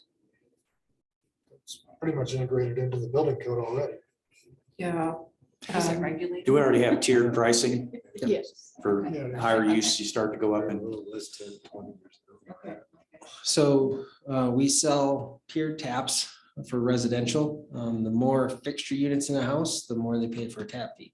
That doesn't necessarily equate to their usage. It's just the potential usage. but the cost per gallon, does it change as gallons used go up? So per house, we have what's called a block tiered system. So 0 to 4,000 is one rate. 4 to 6 is a second rate, and so on and so forth. So there's some incentive if people watch their billing and Right. they would want to keep their water usage down. And we could change that incentive over time if needed to. One of the biggest places I'm challenged with developers are they want to come in and they want to use even smarter fixtures. And they say, well, I'm not going to use as much, so I should pay less on my tap fee. So it's a constant battle for sure. I have to keep tap fees consistent with, and you missed this portion of the discussion, consistent, so new development doesn't pay the whole way and our existing customers don't pay the whole way. So it's a happy medium, if you will. So are the customers who are up here commercial, do they pay like a flat rate regardless of if you use 2 gallons of water or you used 50, you're paying a minimum of, let's just say 150. 150 is going to be your bill right out of the gate.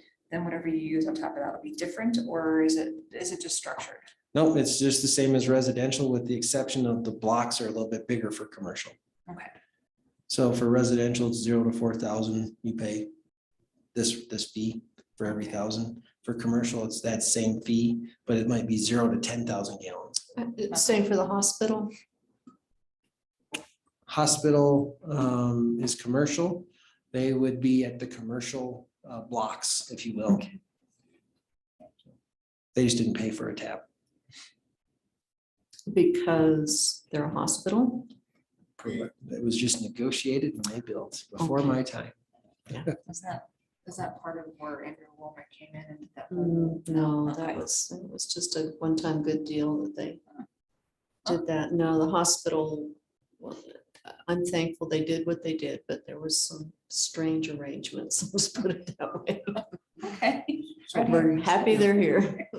It seems very obvious. It's very complex and very fluid process in which we look at water.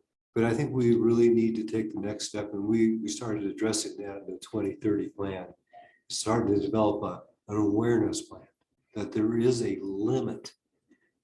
We'll come to, we say we can go buy more water. I'm very convinced that we're not going to be able to compete with the Denvers and Auroras and Colorado Springs in our community. We're going to be strapped to find water reasonably cost. Mhm. So I think, I firmly believe we're going to only come to a population cap of 13,600 people. Right. And we need to be prepared to be able to justify why we gave 12 additional taps to a project, took the allocation away essentially to somebody else that may have thought they were going to use that down the line.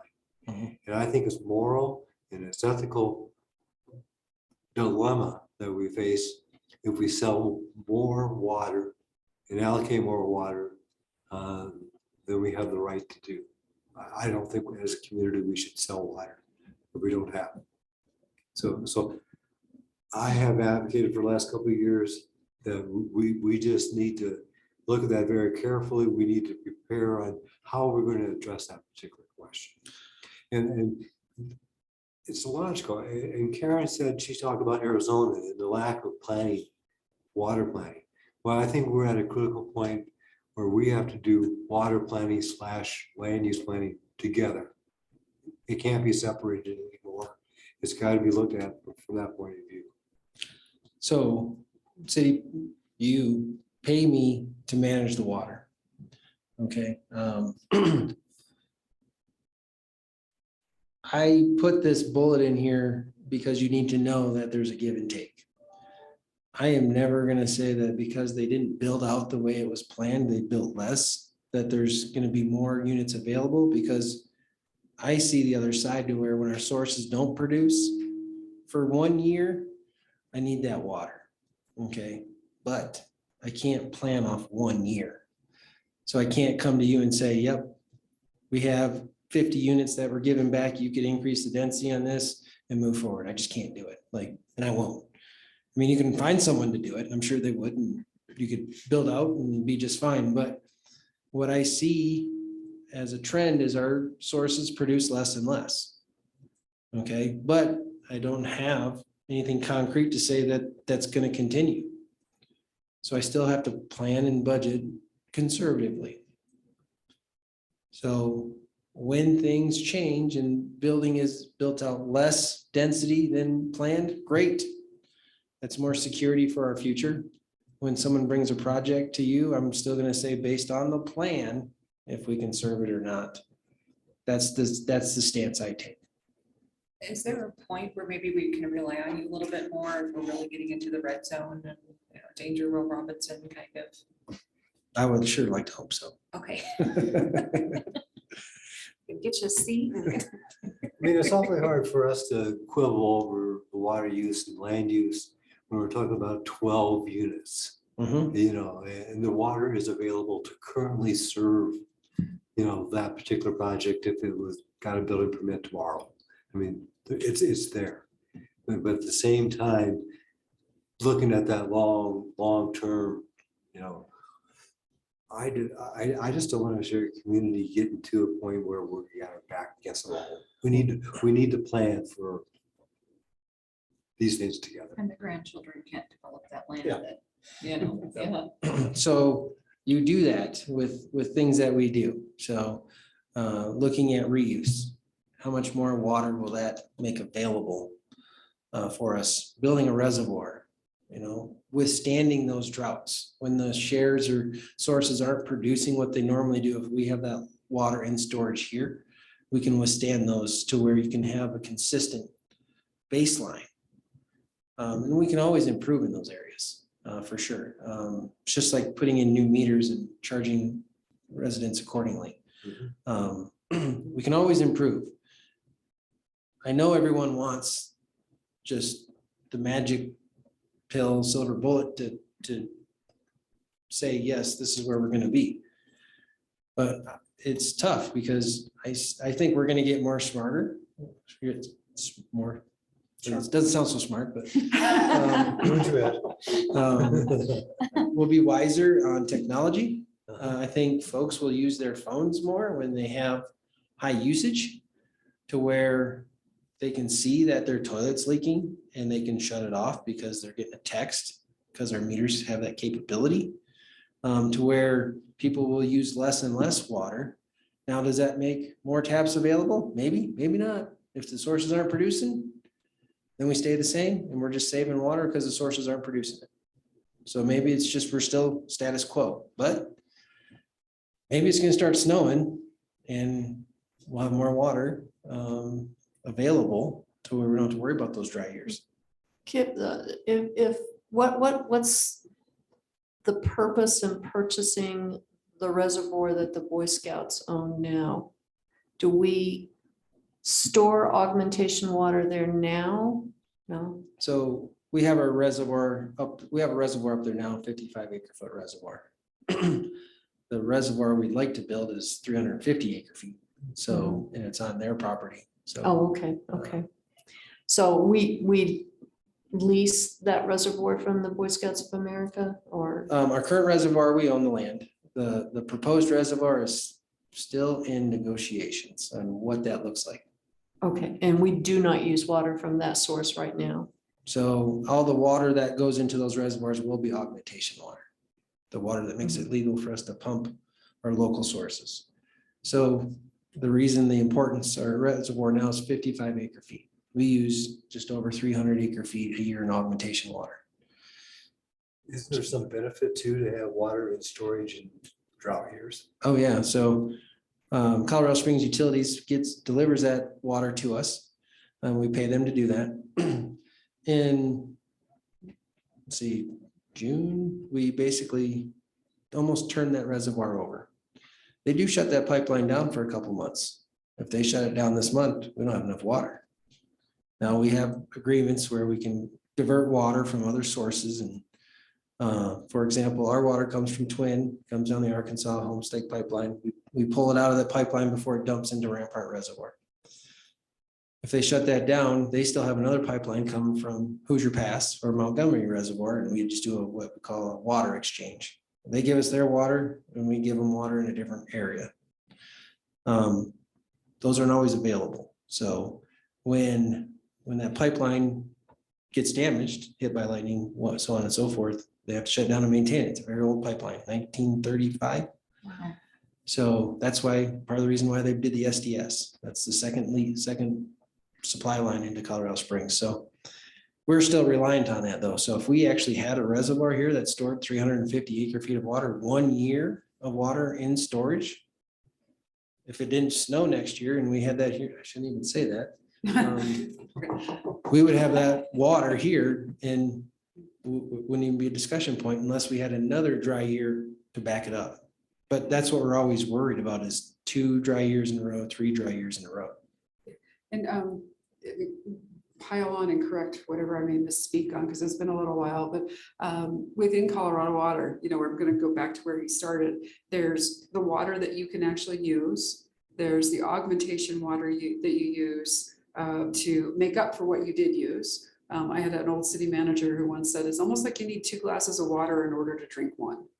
And then there's that whole concept of you need to also have the right to store the water. Or the physical ability to store the water. So, like Kip's saying, so that you've got that place to keep that augmentation water. Because I think it's even with the wet water, if you don't have a certain amount of storage, it just goes right past you because you didn't have the ability to hold on to it. So one of the things I didn't even jump into, it's more into the weeds for you folks, but balancing our raw water. So in Twin Lakes by Leadville, we have about 197 shares where we can store about 213 acre feet of water. That's where most of our water is produced. If you go down east of Pueblo to Ordway, we have 2 reservoirs out there, Lake Henry and Lake Meredith, where we have 370 some shares in Lake Henry and 336 shares in Meredith. So you're like, well, those are way out there. How do you use that water? Well, we do exchanges. But if I'm going to spill in Twin Lakes because the water melted fast enough to where it filled all of our 213 acre foot of space, I got to send water down the river and I lose it to transit losses, about 33% of it. So I got to manage that up there to where are we using, is the city of Woodland Park using water fast enough to pull out a twin? And is the milk coming slow enough to where we're not going to spill, to where I have to send it down the river? Or do I look for exchanges to move it down, to find some other municipality or some farmer who needs their water down there and they have space up there? So there's all that going on with all of this. There's a lot of other moving parts that go into all of this. But it's that balancing act. And like I said, if you can figure out how much snow we're going to get and how fast it's going to melt, I'm all ears. You can have that job. I like to sleep at night. Right, yeah. So is there, and this might be out of the realm, I'm just trying to piece things together. Is there any thought, idea about maybe water towers and other things like that in case we can't get reservoirs and storing water, other ways to store water, I guess, is probably where I'm going. We've looked at tank farms up Okay. on Reservoir, on Rampart Range. We've looked at numerous options for storing more water here locally. Mhm. Now, we only have a right to store just that augmentation water. We can't store local. I can't pump local water out and store it. As soon as I pump it out, I need to augment it or put it back. So it's just that augmentation water. So we've looked at there's all kinds of technologies that you can put plastic beads or balls over reservoirs to decrease evaporation, all kinds of things. The challenge that we have is the bottleneck in Twin, which we can only store 213 acre feet, where the other reservoirs, it's almost 700. But those other reservoirs are out east and 60% of that water evaporates. Right. So I'm tracking the losses in that. If I got to move water down the river, there's losses with that. So it's that balance, so when you look at, I can only store 213 acre feet in Twin Lakes, and that's where the water has to be to deliver it to Woodland Park. And we use 300 acre feet or more in a year. That's the balance. Okay. So I have to look at right now in these next couple of months, like how much water is coming in? How much water are we going to use? Is it going to rain locally? Is it not? What are we going to use to know how much we're going to spill or not spill, use or not use? So that's the challenging part with the water balancing. We're really digging in the weeds on trying to allocate taps. It's okay. I think some of this is helpful though, to understand the rest of how the water system works and such. I was the planner for Lake County, which is Leadville, for 2.5 years. In that time when I was up there, it was the very late 90s. There was a number of ranches that went on the market, and I talked to probably every water guy out of the big cities during that tenure. Colorado Springs, Aurora, Pueblo, they were all up there scouting those ranches to dry them up for the water rights. And there was one site that they were also looking at for the possibility of a storage reservoir where there was not one currently in existence. Never mind all of the crazy permits that have to go into place in terms of putting a reservoir in place where there wasn't one previously. I need to get back up there to see if that ever got developed. But anyhow, it's just interesting who you're competing against when water rights do become available too. So for whatever that's worth, just kind of another side of that whole equation. So the status of the reservoir that you want to build locally, is that good, bad, indifferent? Where are we on that? I think we have a great relationship with the property owner. I think we have a mutual understanding. It's finalizing the legal details. Okay, good to know. I'm gonna go to the next slide. Okay. Oh, sorry. Just so we can- Sorry. Not much. I just put that last. Said bullet point in. conclusion. There you go. It's all right. I do want to say, I love the little water drops. That you put those in my toe. That's very good. So I've got a bunch more in here. If other questions come up after this, but that was the kind of the meat and the potatoes, if you will. We do a lot of tracking of water. It's unfortunately, it's the part, well, fortunately, it's the part I love about my job the most. It's only about this much of what we do now. So it needs more attention. Definitely. It's just, yeah, it's fun. It's busy. We're lucky to have you. So. Yes, thank you. Apologize for being late. Sorry. I hope to see the rest of your presentation if I can get a copy, Karen. Thank We're you. recording it. Okay, For, I said this early on, for use, whether we're onboarding new staff or having other planning commission members come on board, or just to kind of refer back to. Okay. I thought it would be useful rather than having to bring Kip in every other week. I apologize up front. I can't give you an exact answer. I wish I could. If you guys know kind of how I operate, I think it makes your decision easier. And I'm asking you to do that in a short amount of time. I just wasted about 2 hours of your life with all this. But knowing how conservative we are in our water, trying to plan for a dry day, if you will. And knowing that when things do change, you will be made aware that when these budget numbers change, if the 0.117 acre feet changes, if that goes up or down, what that looks like. What I can tell you is every year I do the annual allotment to council, and that's their most recent tap number. So that's just based off the water we have and what we're using, what we're budgeting. But I would just say, keep in mind that it is fluid. Sorry to use your pun, Larry, but it is fluid. It's a give and take. It has to be. It has to. Right, and I wish I could say, nope, no water for that project, yes, water for that project. But it's more than just what I think, for sure. And you're gonna have different political pressures on different projects across the board, so it's wrestling with what's important. Do you want more housing? I won't say affordable because that's non-existent in this town right now. But do you want more housing, more rooftops to support maybe some other commercial or so on? So.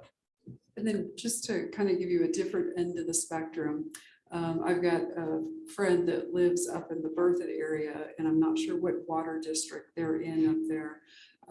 But if somebody is building a new house within that water district, they're basically buying into that water district, and it involves Colorado Big Thompson water shares, which are outrageously expensive. So that buy-in cost as part of getting your water tap is $75,000. Holy. Well, and Larry can tell you, I mean, what the city of Fountain's done. He was tracking that for a while. They were over allocated. I can tell you what Pueblo West has done recently. They've done studies similar to what we already do. And they're looking at increasing fees and buying more shares when they come available. Now, when I say available, I'll piggyback on Larry, the shares are becoming less and less available. Do they do a lottery down there in Pueblo West? No. So but they've recognized that they're planning, they don't have enough water for all their lots, and now they're trying to rebound from that. So I'm trying to remember that article, but I wanted Karen to be aware of it. The city of Fountain did over allocate like, was it 4,000 taps? So I want to say it was 4,400 somewhere in Yeah. that, yeah. So they had to stop selling taps. So the nice thing about our tap management plan is that will never happen. So when you can say we only allocate 10% of the available tap number, when you get down to 10 taps, that's one tap. What happens when you get down to 9? Do you sell 9/10 of a tap?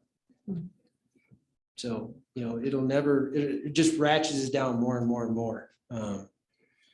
So technically we can never sell all of them.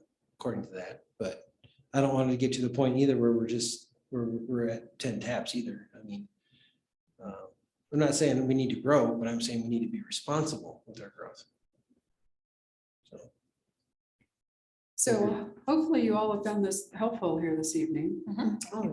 Well, I want to thank Kip for coming, giving the presentation. I think it's been very useful and informative. It gives us a much better perspective what's all involved with our water system here in town. So thank you. And hopefully, you know, that the context of when it is more critical to have that conversation about, do we have a water? It really is when the uses is the zone district especially is changing, or the uses within a commercially designated property. You know, when somebody's trying to put residential in there, that's where the more critical conversation happens. Well, or if we decide to annex property in, which That's a is, whole other conversation in terms of, and I don't know what our annexation policies are, if we currently have something in place that says bring water. You know, and that may be a different conversation worth having. Probably works with the donut holes we have in the city. true, but I was thinking of a larger parcel like Outside. the Womack Ministry parcel when we annexed them into the city. And at that point in time, the assessment was we could service that property. But if there's another large parcel like that, then that's another discussion altogether. We really tried when we did the 2030 plan to think about those things and put in place even before the zoning on the property. Just think overall for the community, how the plan actually adjusts that. And again, the awareness, just being aware that there is an end to this tunnel. I mean, it's not going to be always open up. Right. So we have to plan for that.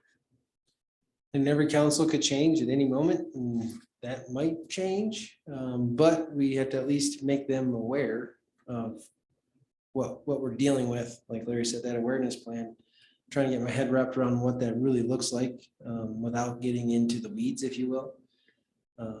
Because, you know, everyone still tries to honor property rights and those types of things. So it's, and just, I mean, anytime you need, if you have questions, when something comes before you, please call me. That's what I'm here for. If you need me to planning commission, Karen, let Karen know I will be here to maybe help you navigate those waters. If you will. How about if we have a contentious project that's asking for a lot of taps at one time? Can we just call and Karen to call and say, can we have Kip there at that meeting for us? That's what he's offering, yes. Yeah. I can tell you if you have a project that's offering that, my recommendation and a staff report will be, we cannot provide water to that. You can get that out of me, but whether that decision's taken or not is totally up to you. Ultimately council other times, but yeah. Well, and you know, as far as I remember being a planner, you were always taught that city councils change every 2 years. They have different philosophies. And what we need to do is we need to build in safeguards that try to protect that political element. We just need to say, based on rational thought and based on what we have available and so on and so forth, there are provisions that we need to codify that will protect that. Yep, and I think we do a pretty good job of that Well, today. We just need to perfect it. Yep. What other questions can I answer? Any from Lee? Thanks, Kip. You're welcome. So I just had a couple of announcements if we're all resolved with Kip. Thank you. thank Thank you. you, Kip. Thank you very much. So just a reminder that next Thursday at 5:30, you have a joint work session with City Council here in this room regarding short-term rentals. Staff will be reporting back the findings from the community listening sessions and then hopefully, I believe, making some recommendations for next steps.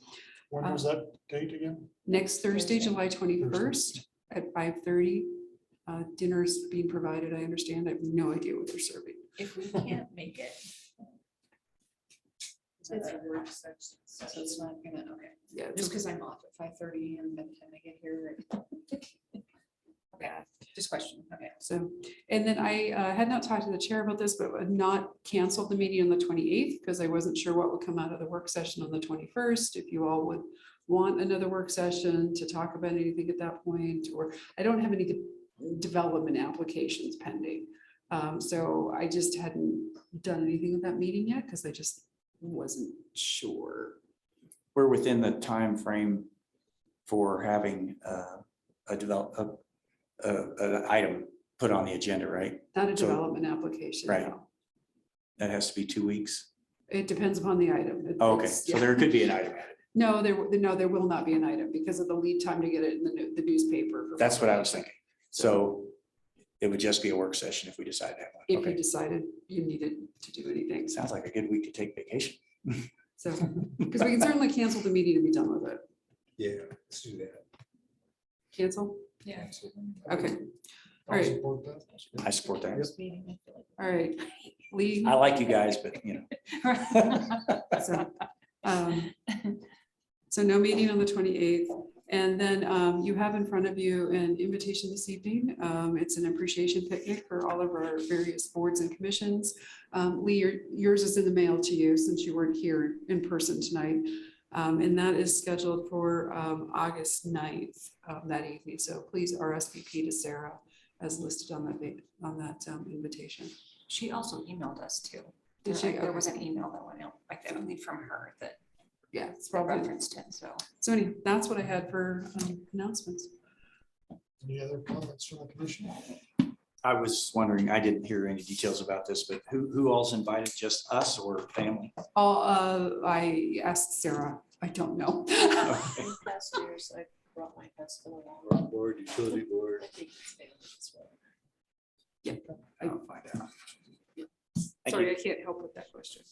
So Well, that's all I Nothing have. else. It's 8:32 and meeting's adjourned. Thank you all. Thank you.